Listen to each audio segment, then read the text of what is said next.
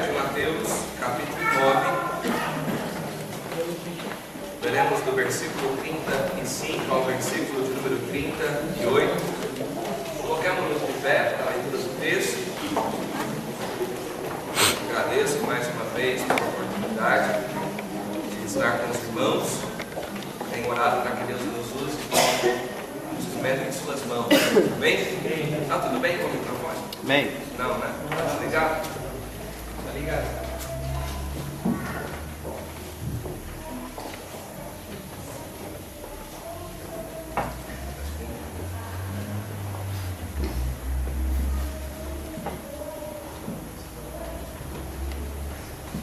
Vamos orar, irmãos. Pedir a bênção de Deus, então, para a leitura da palavra. Que o Espírito Santo tenha liberdade para mover o nosso coração e transformar as nossas vidas nesta noite. Amém? Vamos orar. Pai querido, nós glorificamos o nome do Senhor porque mais uma vez temos a oportunidade de estar aqui na tua casa, com toda a liberdade, meu Deus, para louvar e bendizer o nome do Senhor. Pai, nós estamos aqui porque temos uma responsabilidade. Precisamos levar a luz do Senhor àqueles que ainda não a conhecem, meu Pai. Há tantos que jazem em trevas, perdidos na escuridão, precisam de Jesus. Ó Deus, mova o nosso coração e faça-nos entender, ó Deus, o tamanho da nossa responsabilidade e que aceitemos o desafio, meu Pai, de nos colocarmos na brecha para fazermos a diferença nesta vida. Usa-nos nesta noite, meu Pai, chacoalhe os nossos corações, meu Pai, e que todos nós, meu Pai, de uma maneira unânime, possamos atender o recado, o apelo do Senhor nesta noite. A nossa oração em nome de Jesus. Amém. Mateus capítulo 9, leremos do versículo 35 ao versículo de número 38. E percorria Jesus todas as cidades e aldeias, ensinando nas sinagogas deles e pregando o evangelho do reino, e curando todas as enfermidades e moléstias entre o povo. E vendo as multidões, teve grande compaixão delas, porque andavam cansadas e desgarradas, como ovelhas que não têm pastor. Então disse aos seus discípulos: a seara é realmente grande, mas poucos os ceifeiros. Rogai, pois, ao Senhor da seara que mande ceifeiros para a sua seara. Podem se assentar. Estou pregando sobre os desafios da obra missionária. Amados irmãos, missões nada mais é que o amor de Deus em ação, trabalhando para a salvação do homem perdido. Agora, há dois elementos chaves para que realmente façamos missões, para que possamos evangelizar o mundo, levar Jesus aos confins da terra. Primeiro precisamos da visão certa, e tendo a visão, precisamos colocá-la em ação. Agora, a visão da parte de Deus para nós é clara, é evidente. Através do texto que lemos, nós nos deparamos com esta realidade. O versículo 35 nos diz que há uma grande obra a ser realizada. Então essa é a primeira parte da visão. Percorria Jesus quantas cidades e aldeias? Todas as cidades e aldeias, pregando, curando, ensinando, apresentando o evangelho, curando as enfermidades entre o povo. A segunda parte da visão está no versículo 36. Há uma multidão desesperadamente perdida que precisa de salvação. Vendo as multidões, teve grande compaixão delas, porque andavam desgarradas e errantes, como ovelhas sem pastor. Vejam que há um estreitamento aqui da visão.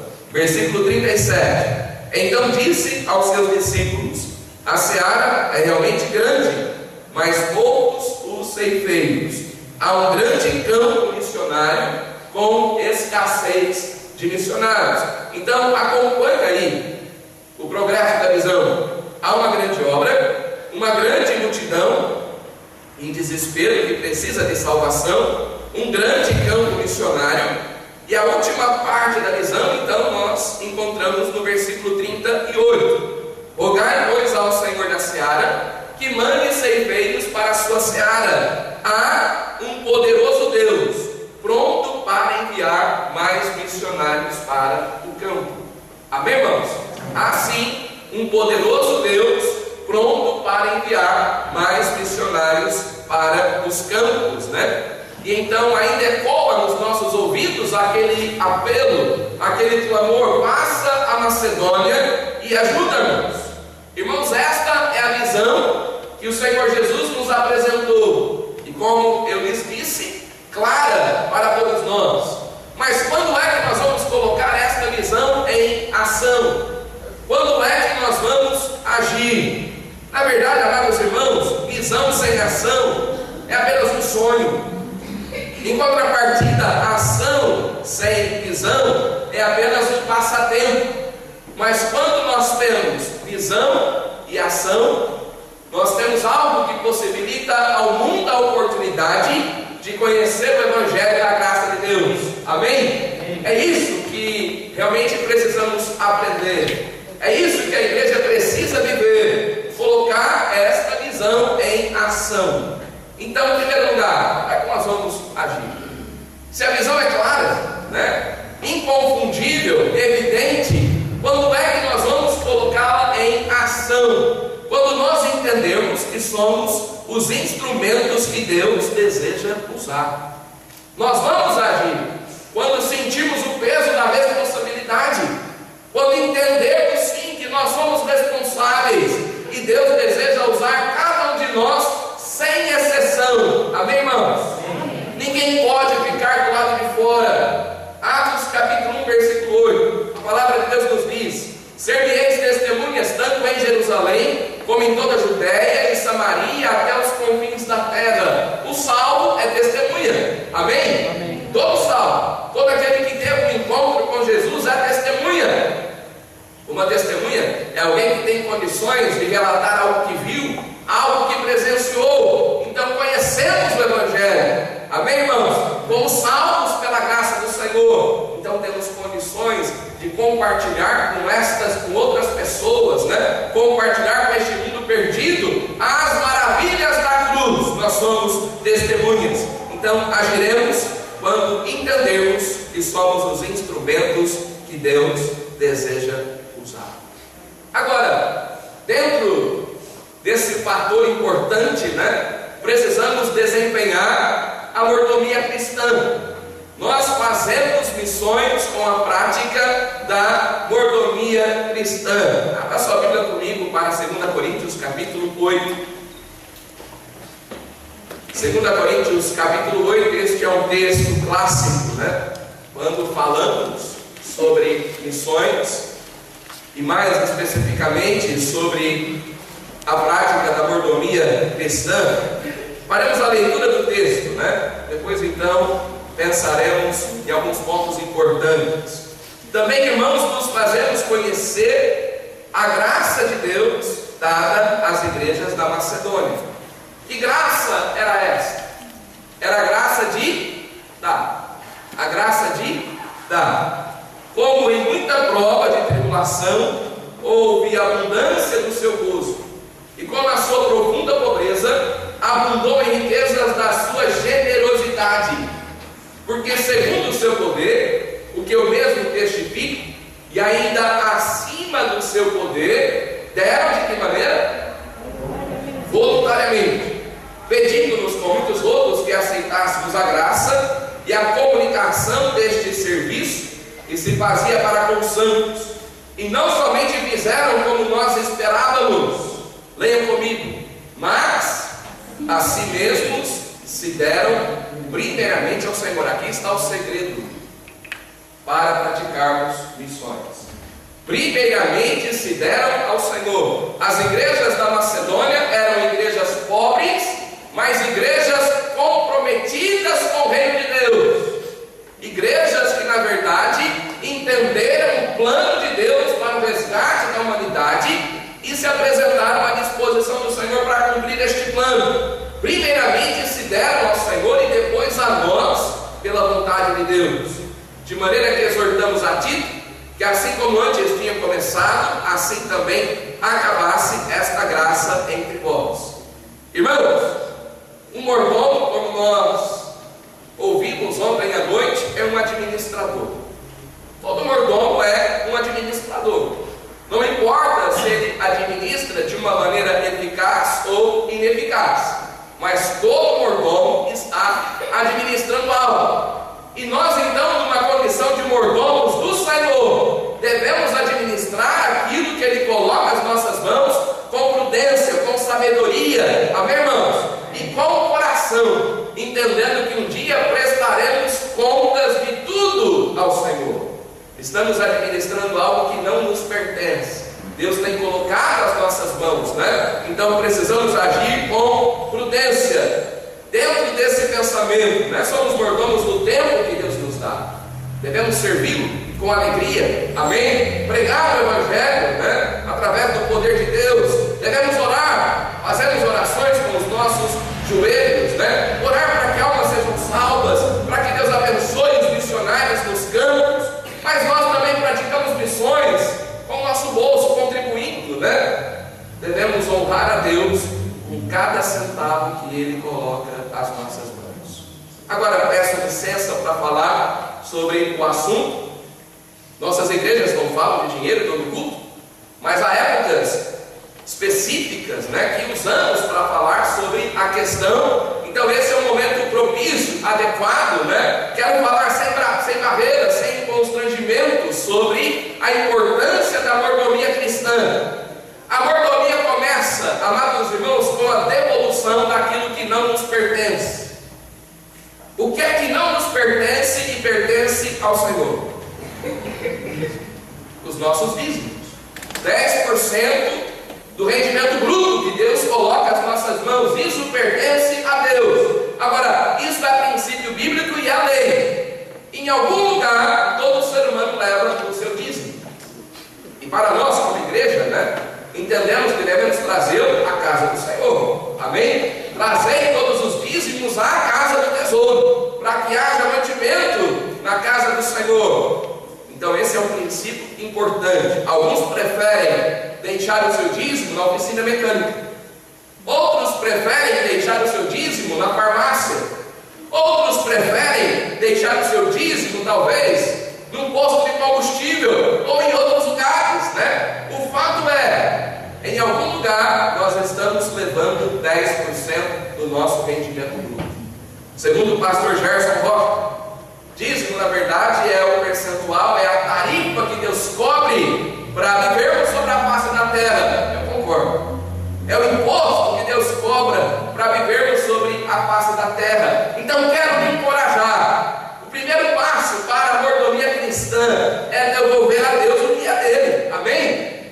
É devolver ao Senhor aquilo que lhe pertence. Eu não sei quem é dizimista, quem não é, mas o meu encorajamento, se você ainda não é um dizimista, passe a ser, e você vai ver as janelas dos céus abertas para você. Amém. Então teremos condições de fazer prova do Senhor, né? Com certeza. Teremos condições de fazer prova do Senhor. Não adianta querermos provar do Senhor sem que antes vivamos uma vida de fidelidade. Então devolva o que é de Deus. Com certeza você vai ter crédito no céu.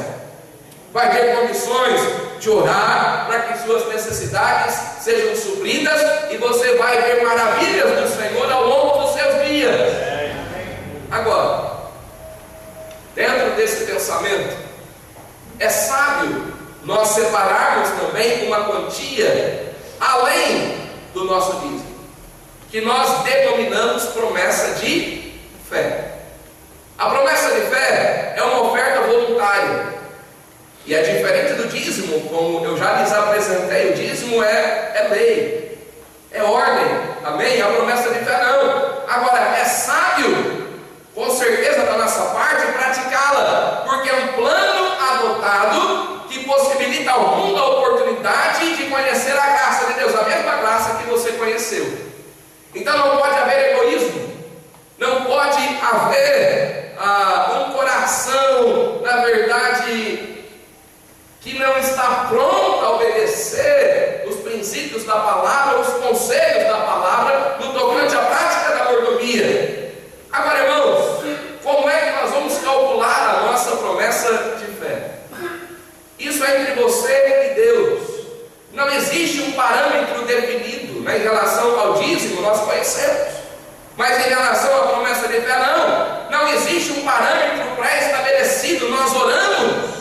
Deus coloca no nosso coração um valor. E o valor que Deus coloca não é muito nem pouco, é o valor que Ele próprio vai suprir para que realmente ofertemos ao Senhor, para suprir a demanda da obra missionária. Nós já aprendemos que sozinhos não conseguimos alcançar os 4 cantos da terra, mas podemos ajudar outros, amém? Nós nos unimos, né? Nós damos as nossas mãos, possibilitando a outros, né? Digo, os missionários, a oportunidade de levarem o Evangelho onde nós próprios deveríamos levar.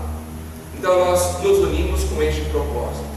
Agora, a promessa de fé é uma decisão com base na gratidão do nosso coração. Quantos aqui têm desfrutado dos cuidados de Deus? Vamos almoçar hoje? Uma boa parte, né? Quantos vão jantar? Se ainda não jantar? Alguém dormiu embaixo da ponte? Alguém está descalço? Você percebe como Deus tem sido bom para nós? Amém. Você percebe que Deus tem cuidado de cada um de nós com todo desvelo? Temos saúde, temos o trabalho, disposição física, são dádivas de Deus, irmãos. Não merecemos nada disso. Até cantamos um corinho que fala sobre isso, né? Em um lar confortável, um lugar para dormir, a comida na mesa e sapatos nos pés. Eu tenho o seu amor e um lar bem feliz. Obrigado, Senhor, pelas bênçãos que me deu. São bênçãos que diariamente nós recebemos das mãos do Senhor. Então isso deve provocar um sentimento de gratidão no nosso coração. Amém, irmãos? Não merecemos nada de Deus, mas todos os dias Ele nos cumula de benefícios.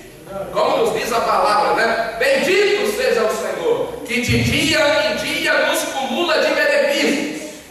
Então veja, embora não seja lei, é sábio da nossa parte, com base na gratidão do nosso coração, vamos nos envolver com a promessa de fé. E o nome é sugestivo. Envolve fé. Amém? Mas o que é fé? Fé é o firme fundamento das coisas que se esperam, a prova das coisas que se não veem. Devemos andar por fé. Amém, irmãos? Devemos exercitar a nossa fé e entender que quando o nosso propósito é correto diante de Deus, Ele vai suprir as nossas necessidades. Agora precisa haver perseverança e lealdade da nossa parte. Amanhã os irmãos terão a oportunidade de preencher aquele cartão. Durante 12 anos você deve honrar este compromisso. Agora deixe-me dar algumas dicas. É errado dividir o seu dízimo, e infelizmente muitas pessoas o fazem. Eu vou dar 50% como dízimo, então 50% eu vou ofertar para missões. Está errado.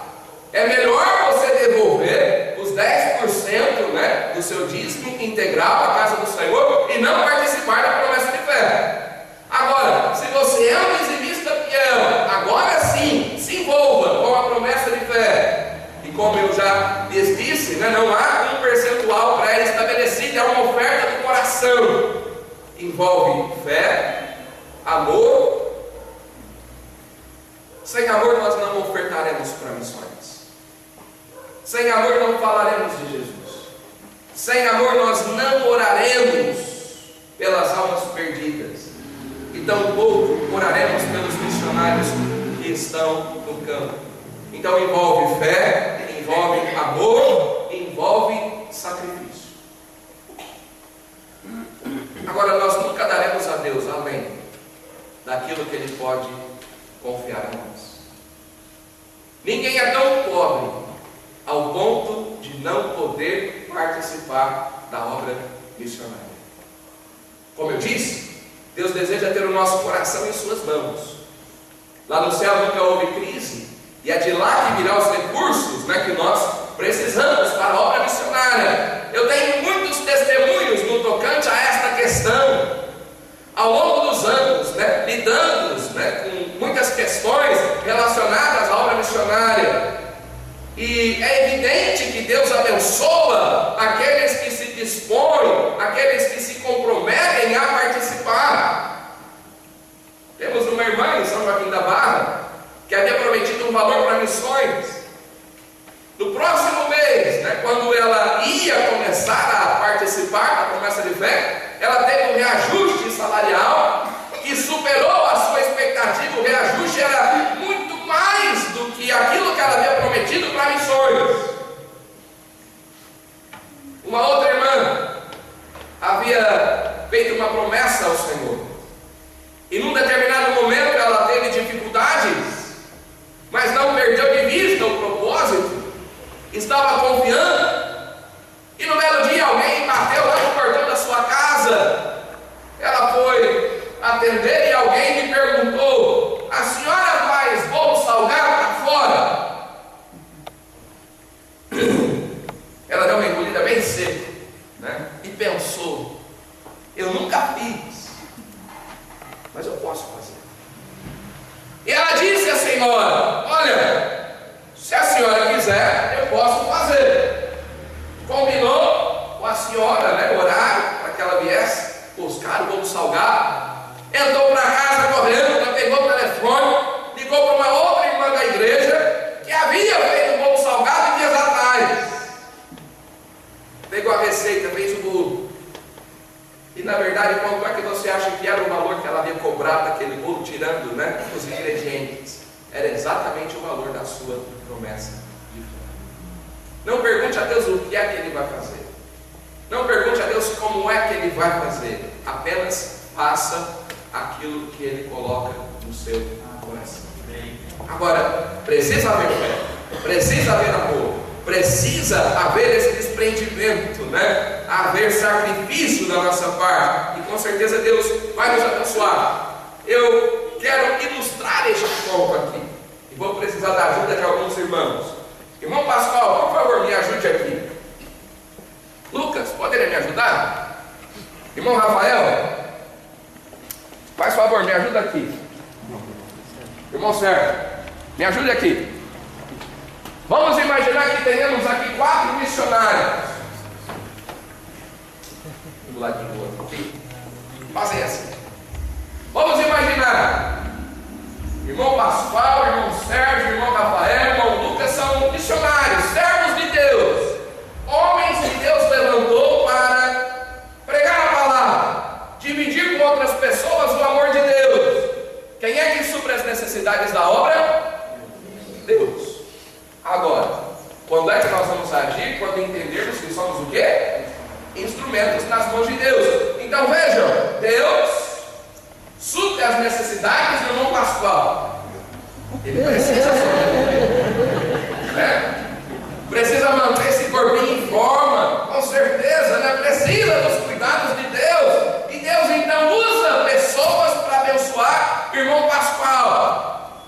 Em contrapartida, o irmão Pascoal também aprende que é mordomo, entende que também é responsável. Não é pelo fato de ser um missionário que ele está do lado de fora, ele faz parte do processo. Então o que é que o irmão Pascoal deveria fazer numa condição de mordomo? Investir. Investe, irmão Pascoal.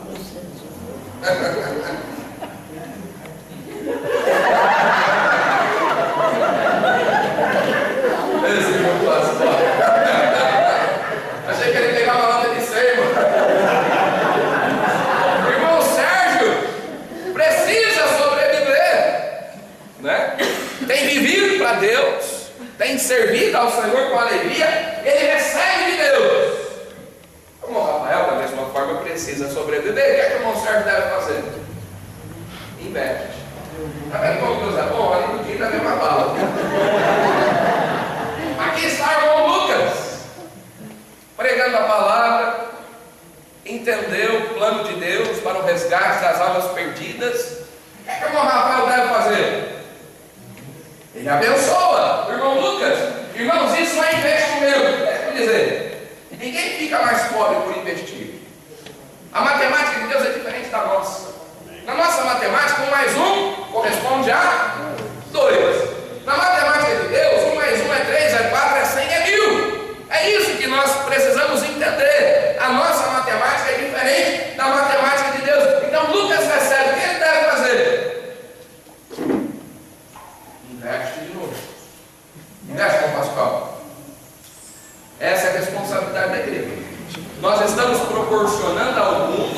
a oportunidade de conhecer o Evangelho. Isso é missões. Amém, irmãos? A igreja se une com este propósito. Vamos investir, investe com o Sérgio, investe com o Rafael, investe com o Lucas. O processo continua. Irmão Rafael, agora vamos imaginar. Breca aí. Vamos imaginar que num determinado momento o irmão Pascoal muda de ideia. Mês a mês ele vinha honrando o seu compromisso, investindo na obra missionária, fazendo o seu melhor, mas num determinado momento ele muda de ideia. Talvez quis comprar uma moto do ano, né? Queria dar umas voltas com a irmã Gilberto de moto. Amém. Então ele vai a uma concessionária de Amém. moto, né? Pensa, repensa, vai para casa. Amor, já imaginou você junto eu sobre aquela moto? Ele vai para casa, né? Considera, mas ele sabe que talvez, se tomar aquela decisão, vai prejudicar o seu orçamento. E com certeza vai se encontrar impossibilitado de honrar a Deus com a sua promessa de fé. Mas ele não resiste àquele momento de provação. Ele compra a moto. Vai andar de moto, não passo um minutinho. Vai dar uma voltinha de moto, senta aqui. Tá, o Pascoal andando de moto. Mas e agora? Quem vai cuidar do irmão Sérgio? Quem é que vai suprir as necessidades do irmão Sérgio? Claro, Deus, mas quem é que o Senhor vai usar? Irmão Rafael, irmão Lucas. Sabe o que é que Deus vai fazer? Irmão Jailson, me ajuda aqui, irmão Jailson. Deus vai levantar o irmão Jailson. Amém? Deus vai levantar o irmão. Passa a grande, irmão Pascoal. A senhora está andando de moto. Deus usa as pessoas certas. Então, o irmão Jailson inverte. Continua investindo, Lucas inverte. E esse processo continua. E é exatamente assim que as necessidades da obra missionária é suprida pelo Senhor. Amém. Ele usa instrumentos em suas mãos. Mas é claro, volta com o Pascoal. A qualquer momento o irmão Pascoal pode voltar. E deixa eu te dizer algo. Não há problema algum em andar de moto, irmão Pascoal. Amém. Deus poderia. Irmã Gilberto, não há problema algum em andar de moto. Mas Deus poderia estar preparando uma moto até melhor para o irmão Pascoal, se era desejo dele. Deus não atende até os desejos do nosso coração, é claro. Mas às vezes nós não sabemos esperar o tempo de Deus. Às vezes nós agimos no impulso da carne e não pensamos nas consequências disso. E perdemos o privilégio. Então a qualquer momento o Pascoal pode voltar e fazer parte novamente desse processo. Irmãos, todos aqui deveriam se colocar neste lugar, porque Deus deseja usar a sua igreja. Amém? Te digo, todos nós, sem exceção, nós devemos fazer parte desse processo. Pode se sentar. Obrigado. Obrigado por você. Minha palavra. Os irmãos entendem o plano de Deus? É isso que Ele deseja fazer com cada um. Se nós negligenciarmos a nossa responsabilidade, irmãos, Deus vai levantar outras pessoas, mas a obra não vai parar. Amém. Em 1 Samuel capítulo 15, nós lemos sobre a história do rei Saul. Nem precisa abrir a sua Bíblia, eu vou compartilhar o texto com você. O desejo de Saul era reinar, chegar ao trono. E isso aconteceu. Foi um momento de alegria para Saul. Mas num determinado momento ele recebeu uma instrução da parte de Deus. Saul deveria destruir todos os amalequitas e tudo que eles tinham, pastor. Essa era a regra. Essa era a missão de Saul. Quando Saul chega no arraial dos amalequitas, a primeira coisa que ele fez foi estabelecer uma aliança com o rei Agag.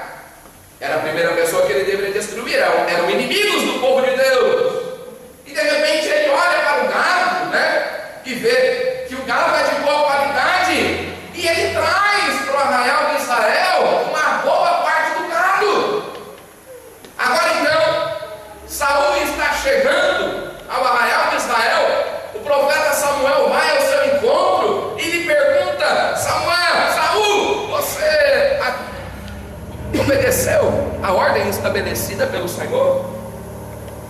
Você agiu da maneira designada por Deus? E Saul disse: sim, da maneira como foi estabelecida eu agi. E de repente Samuel ouve um barulho estranho.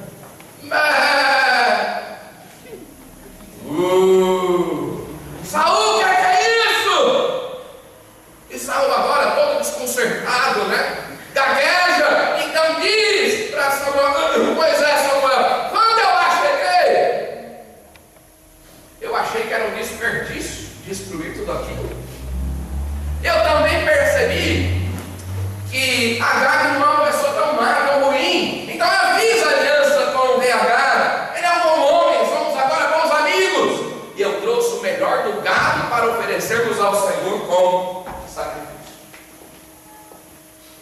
Samuel se levantou e disse para Saul: porque você negligenciou a vontade de Deus, o propósito estabelecido.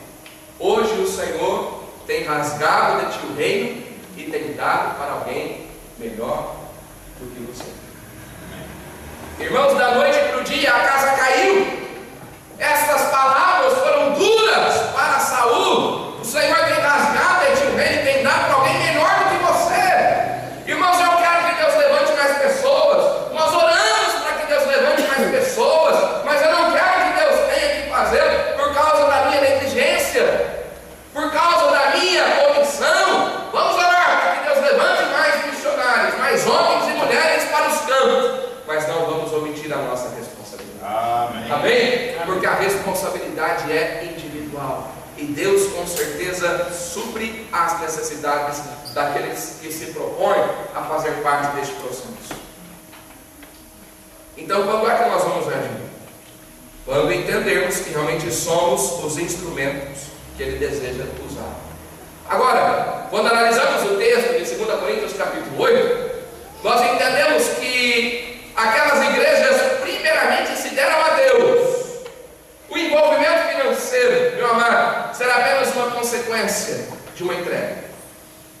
Cada centavo que nós ofertarmos para a obra missionária será apenas fruto de uma consagração. Primeiramente se deram ao Senhor e depois a nós pela vontade de Deus. O coração estava entregue. E quando o coração está diante da presença de Deus, não há avareza. E ao contrário da avareza, há generosidade.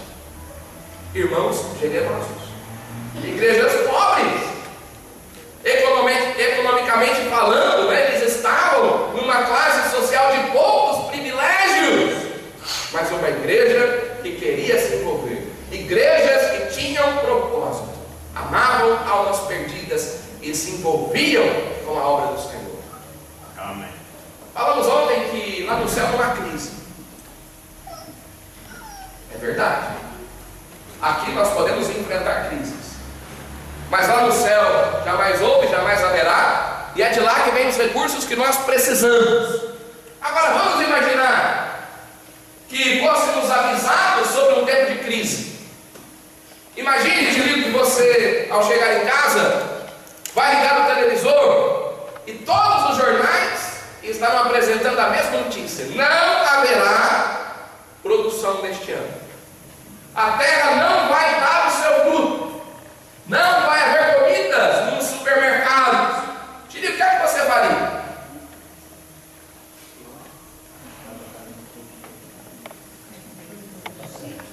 Agora, vai para o sítio. Irmãzinha, o que é que a irmã faria? Começava a estocar. Lucas, o que é que você faria? Irmã Judete, o que é que a irmã faria? Pregando para uma igreja dias atrás, eu falei sobre essa questão e uma mulher disse que eu choraria. Muitos de nós, acredito, chorariam. Irmãos, abram suas Bíblias para Atos capítulo 11. Atos capítulo 11.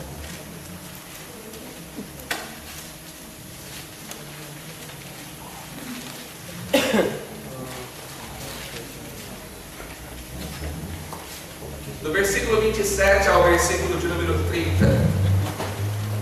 E naqueles dias dias desceram profetas de Jerusalém para Antioquia. E levantando-se um deles por nome Ágabo, dava a entender pelo Espírito que haveria uma grande fome em todo o mundo, e isso aconteceu no tempo de Cláudio César. Isso aconteceu. E os discípulos fizeram o quê? O que é que eles fizeram? Concorda? Determinar. O que é determinação? Molando. É uma decisão convicta. Concorda comigo? Determinação é uma decisão convicta. Algo que nós fazemos, né, com integridade de coração. Eles determinaram mandar, como forma de ajuda, aquilo que puderam para os irmãos da Judéia. Mas espera aí. Eles não foram informados acerca de um tempo de crise? Eles não foram informados acerca de um momento delicado? Sim. Mas o que é que fez com que estes irmãos abençoassem outros irmãos? A certeza de que Deus continuaria a suprir suas necessidades. Amém. Eles estavam vivendo isso, irmãos. E era como se eles dissessem, né? O nosso Deus nunca falhou e não é agora que Ele vai falhar. E essa a mentalidade que nós precisamos ter. É Deus quem sustenta a obra. Ele nunca falhou. Não é com você que Deus vai falhar. Não é comigo que Deus vai falhar. Aceitei Jesus com 16 anos de idade. Estou no ministério há mais de 15 anos. Irmãos, Deus nunca falhou. Amém. Todos nós enfrentamos dificuldades, mas Deus nunca falhou. É Deus quem nos sustenta. É Deus quem provê os recursos para a obra missionária. Então, independentemente das circunstâncias, nós devemos participar. Independentemente das circunstâncias, nós devemos nos envolver, né? Então, você é o instrumento que Deus deseja usar. Segundo lugar, onde é que nós vamos agir? A visão é clara. Concorda? Jesus nos apresentou a visão. Agora, estamos pensando então na ação. Quando é que vamos colocar essa visão em ação? Quando entendermos que somos instrumentos. Segundo lugar, quando deixarmos de olhar para as dificuldades. Alguém aqui tem dificuldades? Ninguém. O Diogo tem. Quem mais tem dificuldades aqui? Irmãos, todos nós enfrentamos provações, adversidades, circunstâncias difíceis, todos nós enfrentamos. Agora, desde quando olhar para as dificuldades resolve os problemas da vida? Resolve. Temos que olhar para a grandeza do nosso Deus. Amém? Amém. Mas não para o tamanho dos nossos problemas. É Deus quem continuará no controle de tudo. Agora, abra a sua Bíblia comigo para Marcos capítulo 2. Marcos capítulo 2.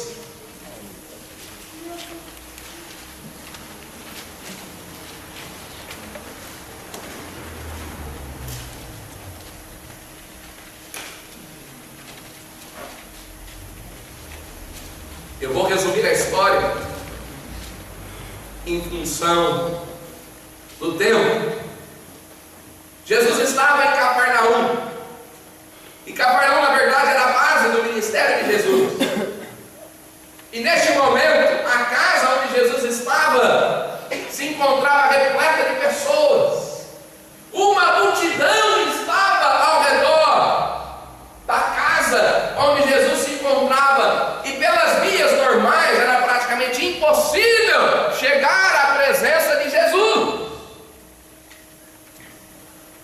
Um paralítico desejava ir à presença do Salvador, mas por si só não tinha condições, embora tanto quisesse, tanto almejasse.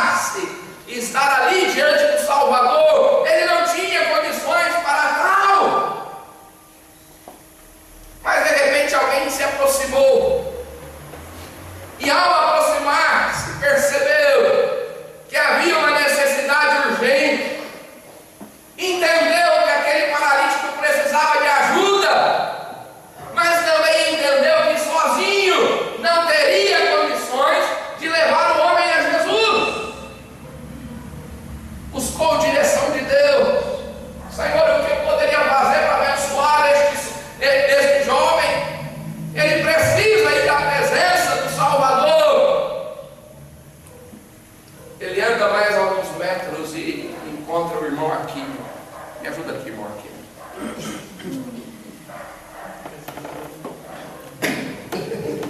E ele então diz para o irmão Aquino, nós temos uma necessidade. Na rua de trás nós temos um paralítico que precisa de ajuda, mas sozinho eu não posso levá-lo a Jesus. O irmão me ajudaria a levá-lo a Jesus? Somos dois, mas dois ainda são insuficientes. Vamos buscar mais ajuda. Irmão Iracê. Até amanhã eu lembro o nome dele. Irmão Iracê, temos uma necessidade. Temos um paralítico que precisa de ajuda. O irmão nos daria uma força para levá-lo a Jesus? Agora estamos em 3, mas ainda somos poucos. Tilico, poderia nos ajudar? Temos que levar o paralítico a Jesus. Ele pode ser forte. Estamos em 4 agora. A princípio, eu estava sozinho. Embora tanto quisesse, irmão pastor, mas não tinha condições de levar o paralítico a Jesus. Mas agora estamos em 4. O Tilico, então, como chefe do quarteto, ele apresenta a sua sugestão. Nós poderíamos fazer um buraco no telhado. Então, vamos descer esse paralítico à presença do Salvador. Já imaginou, seu irmão? Dissesse para o Tilico: você não vai ficar louco? O homem já está paralítico. Já imaginou se algo contrário aconteça? Vamos piorar ainda a situação desse paralítico. Já imaginou? Se de repente o irmão aqui dissesse: é verdade, eu concordo com o irmão Tilico, não temos condições de fazer isso. Não temos condições. Mas, irmãos, não foi isso que aconteceu. O irmão Tilico apresentou a sugestão. O irmão Irecê disse: sim, eu tenho uma escada novinha em casa. Vou buscar. Podemos fazer uso desta escada para levantar esse paralítico. O irmão aqui talvez disse: eu tenho uma corda em casa, vamos amarrar esse paralítico. Tilico, eu tenho um serrote novinho em casa. Vamos serrar o telhado, mas nós vamos descer o homem na presença de Jesus. Irmãos, não olharam para as dificuldades, Tilico. Entenderam que havia uma possibilidade. Missões é criar a possibilidade de apresentar Jesus ao mundo perdido. Isso é missões. Nós nos unimos, ao invés de olharmos para as dificuldades, nós nos unimos, criando possibilidades, oportunidades para apresentar o Evangelho. Promessa de fé nada mais é do que criar uma oportunidade de apresentar ao mundo o Evangelho. Agora, fizeram um buraco no telhado. Tilico foi responsável pelo buraco. Amarraram aquela corda. E agora começam a descer o paralítico. Jesus estava no centro da casa. Aquele homem veio descendo, E quando Jesus viu aquela cena, ele logo disse: filho, estão perdoados os teus pecados. Levanta-te e anda. Na verdade, Jesus nunca tinha visto tanta fé. Ele se alegrou com o testemunho daqueles 4 homens que não olharam para as dificuldades, não olharam para as barreiras, mas fizeram o seu melhor para que uma alma tivesse a oportunidade de conhecer a graça de Jesus. Jesus o curou tanto fisicamente quanto espiritualmente. Obrigado, irmãos.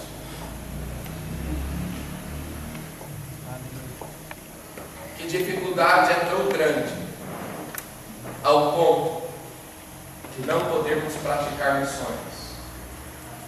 Que problema é tão sério, é tão grave, que vai nos impedir de fazer a obra do coração de Deus? Irmãos, o que é que nos amarra? O que é que nos segura? O que é que nos prende?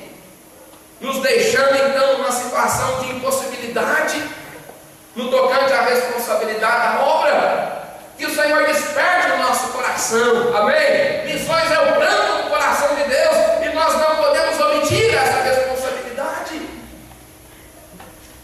Vamos agir quando entendermos que somos instrumentos, quando deixarmos de olhar para as dificuldades.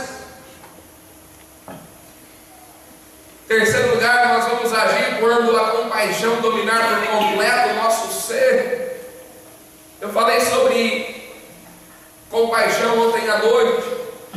Compaixão é o efeito de uma bondade que nos move diante do sofrimento próximo. É fazer da dor daqueles que estão sofrendo a nossa própria dor. Então nós precisamos de mais compaixão. Amém, irmão? Mais misericórdia. Às vezes nós estamos preocupados demais com os nossos próprios problemas. Isso nos cega. Parece que barra o nosso entendimento e amortece o nosso coração, impedindo-nos de agir. Quando estudamos sobre a história de Jonas, é uma história muito conhecida, né? Até as crianças sabem contar a história de Jonas. Mas a vontade de Deus para Jonas era que ele pregasse o evangelho aos ninivitas. E não era propósito de Jonas. Ele pega o primeiro navio que ele vê à sua frente e vai para Tarsis, um lugar completamente contrário à vontade de Deus. E resumindo a história, né? Ele desce ao porão daquele navio, as partes mais baixas. Isso já indica um declínio espiritual, né? Então Deus manda uma tempestade. Jonas imaginou que estaria tranquilo, mas Deus manda uma grande tempestade e aquele barco começa a ser açoitado pelas ondas. Todos se veem em desespero. Os tripulantes começam a jogar as suas bagagens ao mar, talvez na expectativa de que aliviaria o peso do navio. E de repente alguém se aproxima e encontra Jonas ali deitado num sono profundo. Às vezes parece que nós estamos num sono profundo. O clamor das almas parece que não ecoam mais nos nossos ouvidos. A nossa responsabilidade parece ficar cada dia mais distante.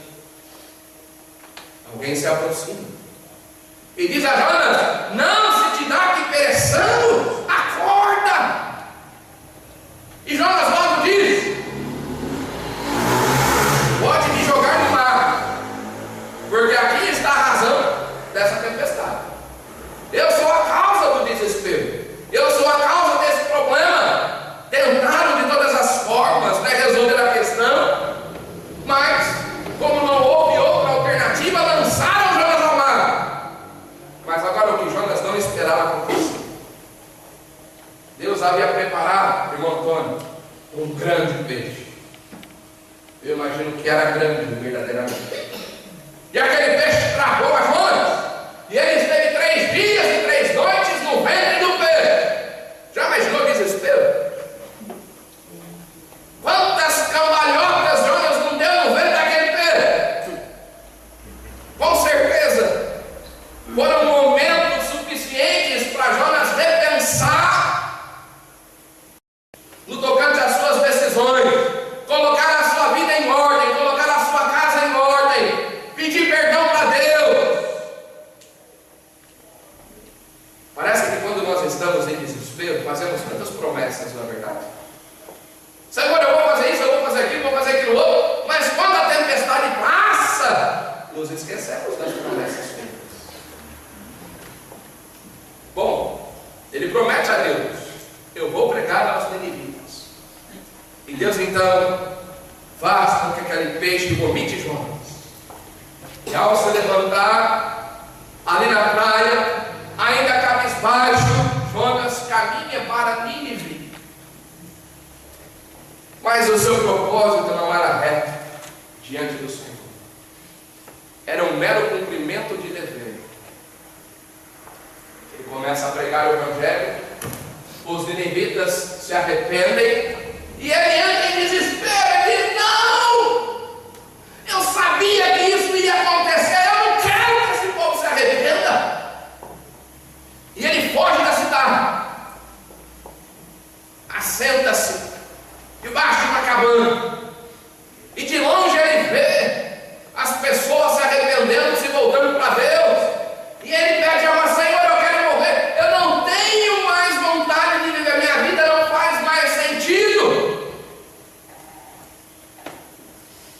Deus fez nascer uma arvoreira ao lado daquela cabana onde Jonas se encontrava.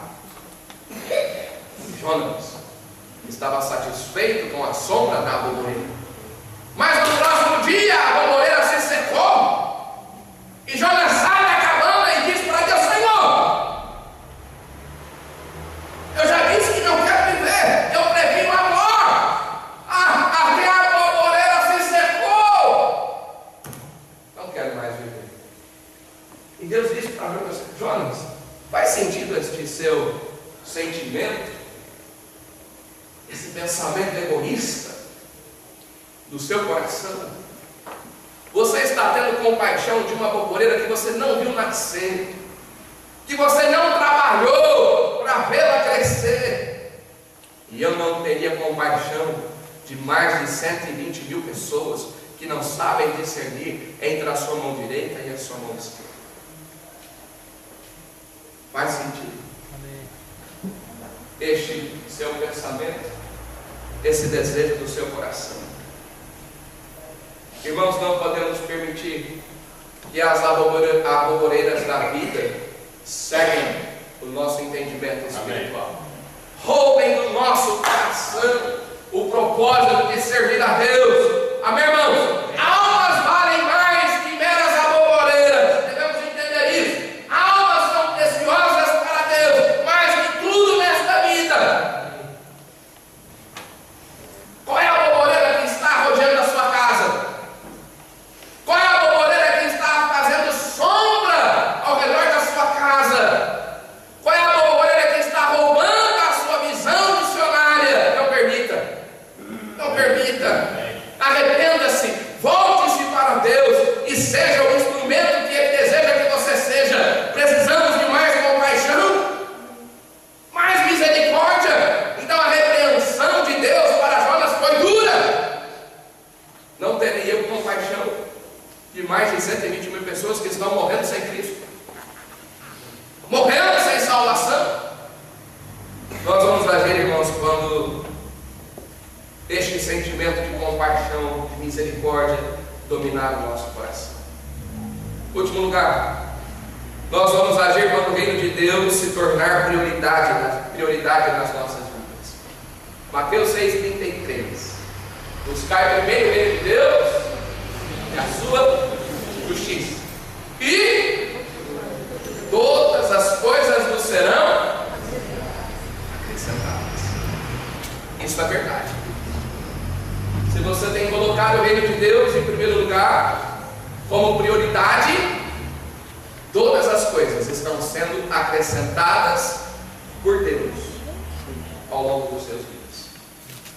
Buscai primeiro o reino de Deus e a sua justiça, todas as coisas vos serão acrescentadas.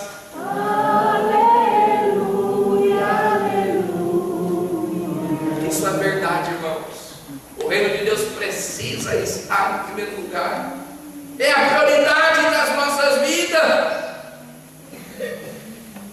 São desafios, com certeza, tanto para você quanto para mim, mas são desafios que precisam ser encarados. Desafios que, na verdade, levam-nos a depender da graça de Deus, para que as almas tenham a oportunidade de conhecer o Evangelho, conhecer a Cristo. Quando é que nós vamos agir?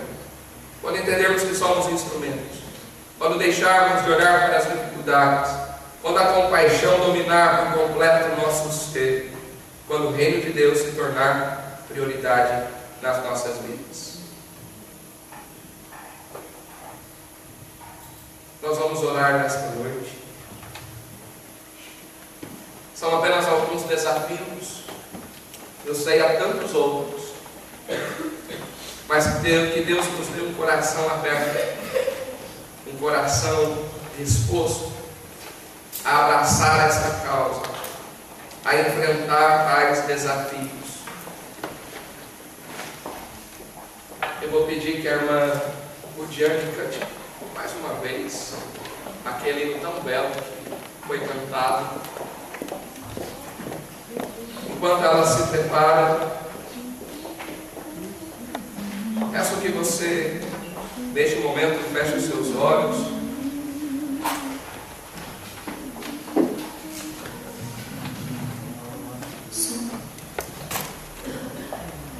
e reflita sobre aquilo que foi dito.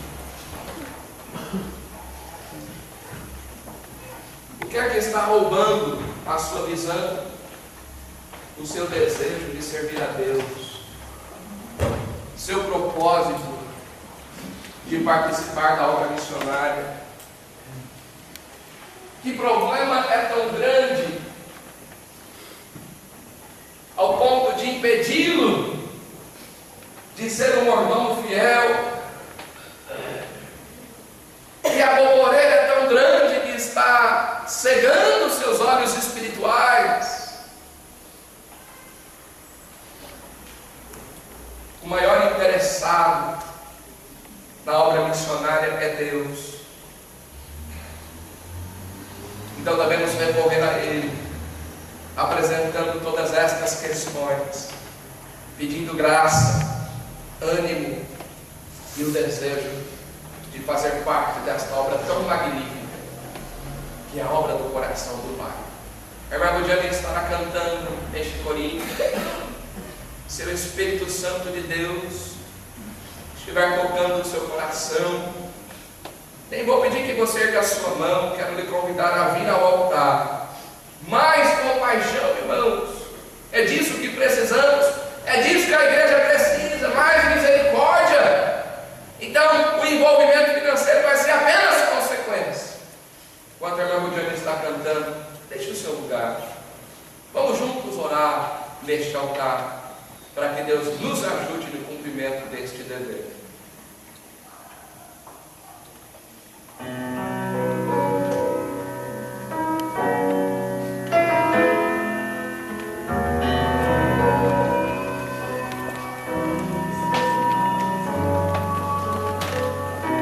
Sempre vejo-os passar, posso ver-os pelo olhar, pessoas tão vazias, parecem nada esperar,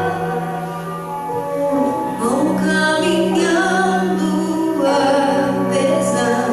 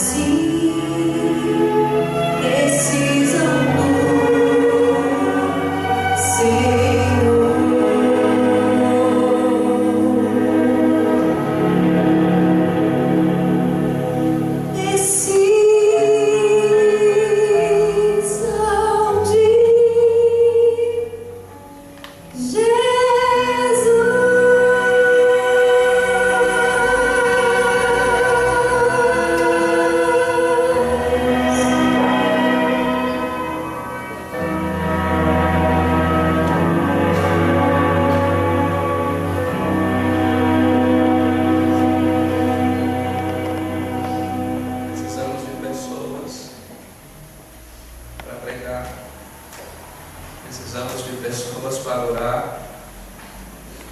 Precisamos de pessoas para contribuir. Pastor Moisés estará chegando, os irmãos podem permanecer no altar, nós vamos orar. Talvez em alguns momentos, aquela oferta que você vai prometer vai custar uma roupa nova que você tanto gostaria de comprar, vai ficar para um segundo momento. Talvez aquele sapato que você gostaria de ter vai ficar para um próximo momento. Isso é sacrifício, irmãos. É valorizar a necessidade das almas e estar disposto a pagar o preço. Vamos orar, pastor, por favor. Vamos ficar em pé, cabeças baixas, olhos fechados.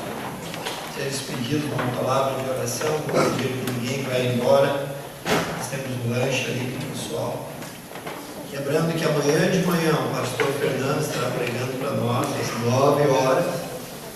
Ok? Depois o pastor Fernando pregar 10 para 10. Nós vamos terminar com café. Nós voltamos de novo. O pastor Fernando vai pregar mais um pouco agora. Certo? Então amanhã e à noite também o pastor Fernando vai estar pregando. Vamos orar. Precioso Deus, eterno Pai, despede-nos em paz aos nossos lares. Ajuda-nos a entender, ó Pai, que a oportunidade que nós tivemos hoje, nós nunca mais teremos. Podemos ter outras, mas essa não vamos ter mais. Essa pregação nunca mais será ouvida. Nós já ouvimos.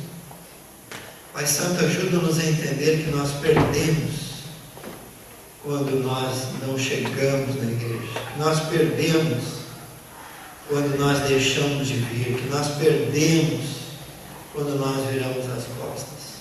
Obrigado, Senhor, por aquilo que o Senhor nos moveu, pelas palavras que o Teu servo entregou, movido pelo Espírito Santo, a nos mover em direção à frente, para fazer essa obra, Senhor, de ganhar os nossos vizinhos, parentes, ganhar, ó Pai, aqueles que estão ao nosso redor e aqueles que estão longe, aqueles que, o hino diz, incontáveis milhões estão longe de Deus, para o inferno. Talvez eles irão. Pai Santo, ajuda-nos a ter compaixão, visão missionária, amor pelos perdidos. Ajuda-nos a entender, ó Pai, que a esta geração foi dada a última chance. Pai, não existe uma geração vindo depois da nossa. Jesus está voltando. Abençoe os alimentos que nós vamos ter ali no salão. Dá-nos um bom tempo de comunhão e traga-nos de volta amanhã. Que Deus abençoe, estamos pedidos.